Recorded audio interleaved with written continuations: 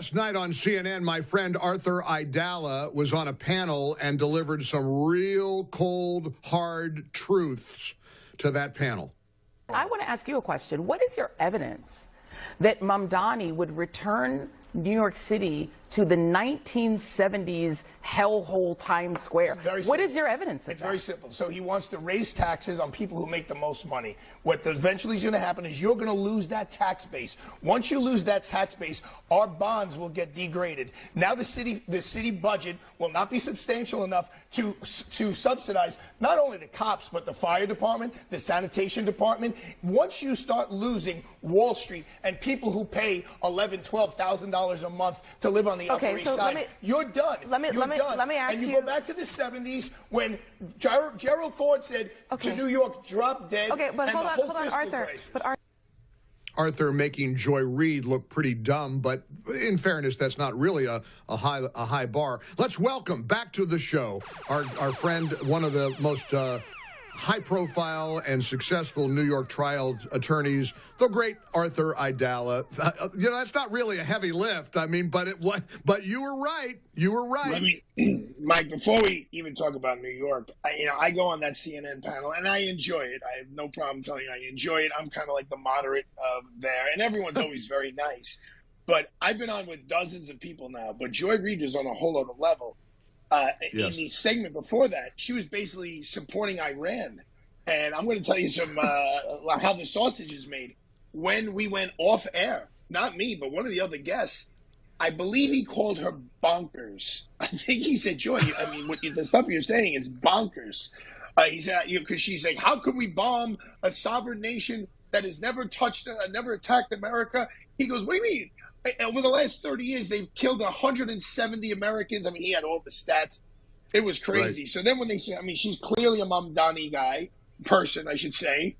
And what I said is accurate. It's people discount the money. And I did my senior thesis in college about the fiscal crisis and about the Board of Estimate here in the city of New York and how close we were to going bankrupt. And they had to form a special charter revision committee to right the ship. So a guy named Felix Royalton saved the city of New York with his mathematics. You get a 33-year-old young man. I don't care what his background is. I don't care what his nationality is. You get a 33-year-old young person who has never run anything. I believe his staff is 5 or 6 people. He's been an assemblyman for 3 years. He's never run anything. Now, he's got very prestigious parents and he has a very good upbringing, but you're going to put him in charge of New York City's billions and billions of dollars of budget.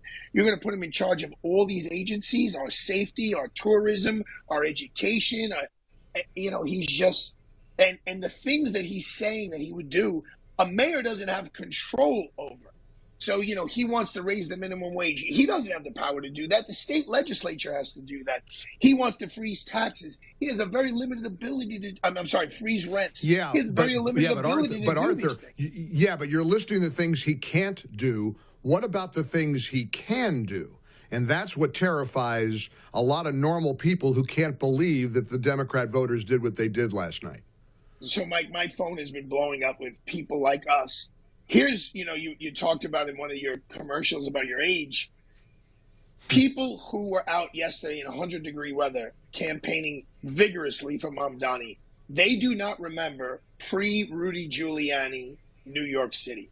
They don't, right, my office in Manhattan is right next to Bryant Park. People go there in the afternoon and watch movies and have a cocktail. In 1989, if you walk through Bryant Park, you weren't coming out without getting robbed, beat up, terrorized, assaulted in some way. They forget what Times Square was like with all the pornography and the crack and the knives and the scariness. These kids, they don't know that. So that's the direction, this city would be going in under a Mamdani, unless if he won, he was smart enough to hire a great police commissioner. As much as you want to rag on de Blasio, he did have Bill Bratton as his police commissioner. And yeah, but this guy wants to defund the police. He wants I'm terrified. Look, Arthur, I heard somebody allege that he wanted to actually remove the police from high crime neighborhoods in New York. I thought that's not possible. That can't be. I saw it with my own eyes and heard it with my own ears. He said it in an interview. He wants to remove police because too many people get arrested in high crime neighborhoods and they get persecuted because they're people of color. He wants to replace the cops with social workers. Every bit of the rabid, crazy, radical agenda that you imagine, you dream up, he believes in. He thinks these things. Before I lose you, Mike, let me give you a little breaking news. I spoke to Andrew Cuomo this morning at length. I spoke to Eric Adams' campaign manager. I missed Eric Adams' call. He called me as well. Right. The bottom line is they both understand that one of them needs to be the next mayor. They both believe that they should be the next mayor. If the polling shows that one of them, it's all out to beat Mamdani. Now, you got Curtis Sliwa running as a Republican. That's a problem because he's going to draw votes from normal people as well. Somehow or another, the smartest New Yorkers have to get together and say, this is the one guy who can beat Mamdani. Whether it's Sliwa on the Republican line, whether it's Eric Adams as the incumbent on the independent line, whether it's Cuomo on an independent line, but whoever is the most likely to beat Mamdani has to be the one person everyone coalesces around and run against. And because this kid can't be the mayor of the city of New York, we would be in for a world of hurt. You know, I think about a guy that I've known over the years, John Catsimatidis, who is. I was going to mention his name. His name. He's got to be a real kingmaker here and say, look, the polls show that Cuomo's best to beat Mamdani, or Eric is best to beat Mamdani, and the other guy has to endorse whoever is leading in the polls. Got to be that. And John's a high-profile Republican and of course, a broadcaster. He owns WABC, and, of course, he appears on AM 970, The Answer, every night. But he also owns the Gristedes supermarket chain. One of the agenda items for this lunatic is to funnel funds, to confiscate funds from corporate grocery stores to fund city-owned grocery stores so that there's no profit on groceries.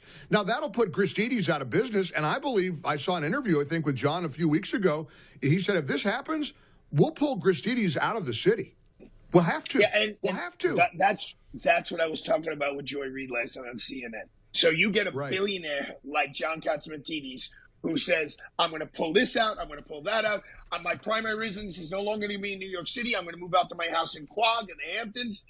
That's it. That's the domino effect, and everything starts falling. Right. So, you know, we need, as New Yorkers who are educated, who are mature, who know what history has held for this city and how bad it could be. That's the problem. The young people don't know about how bad the subways were, the graffiti, the grime. So those like the John Catsimatidis of the world have to come together and say, look, guys, all three of you can't run. Sliwa, Cuomo, and Eric. We got to pick one, and that's our guy.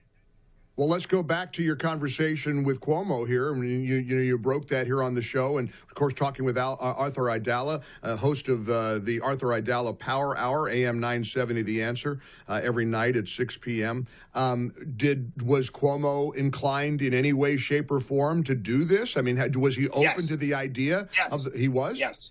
Really? Yes, 100%. Yep. He loves this city. You know, people make a big, he lives in Westchester. He loved, come on, the kid grew up in Queens. He loves this city. He does not want Mamdani to be the mayor. He knows he got caught in this. I mean, look, 8% of the people voted. 8. 1, 2, 3, 4, 5, 6, 7, 8. This was not like a big, overwhelming turnout here. So what he said is, let's wait a week or two. Let's see what the polling says. If the polling says I'm the guy, then I'm in. And if the polling says I'm not the guy, then I'm not going to just run to be the spoiler. 60 seconds left. What's your prediction, Swami? Look into your crystal ball. What do you think these three men will do? I would like to think that they all do. I think Curtis stays on the Republican line no matter what. He's not going anywhere, I don't think. Right, but I'm afraid he could wind up playing the spoiler even if Eric Right. stepped out and supported Andrew, or Andrew stepped out and supported, I don't know if there's enough there to have the 30% that Curtis will get 30% of the vote. Now there's the other 70%. Right.